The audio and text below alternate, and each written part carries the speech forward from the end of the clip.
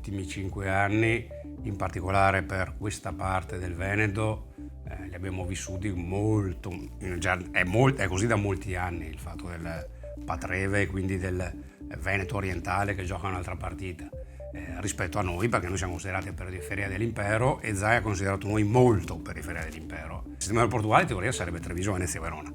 In realtà su Treviso Venezia sono arrivati centinaia, parliamo di centinaia di milioni di denaro pubblico per fare qualsiasi cosa, people mover, servizi, ampliamenti. L'unico cantiere che c'è a Verona lo pagano i soci dell'aeroporto. Storicamente, chiaramente siamo la città più lontana rispetto a Venezia, per cui magari anche sugli aspetti pratici, anche magari quando c'è da assumere un dirigente in regione, magari è più facile, è più comodo se arriva da Padova piuttosto che da Treviso. Però io credo che negli ultimi 5 anni il gruppo consigliare della Lega in regione, che ci ha rappresentati in giunta, abbia lavorato molto bene. In un periodo c'era lo strabismo padovano con Giancarlo Galan.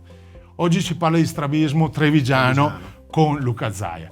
Io credo che Verona oggi, sulla carta, esprime un vicepresidente della giunta regionale del Veneto, esprime diversi consigli regionali. Verona abbia le carte in regola per poter giocare alla partita, ovviamente, delle varie province in maniera equa. Poi sta a noi politici valorizzare o meno la propria provincia, essere presenti, giocare quella partita a cui i cittadini ci chiamano.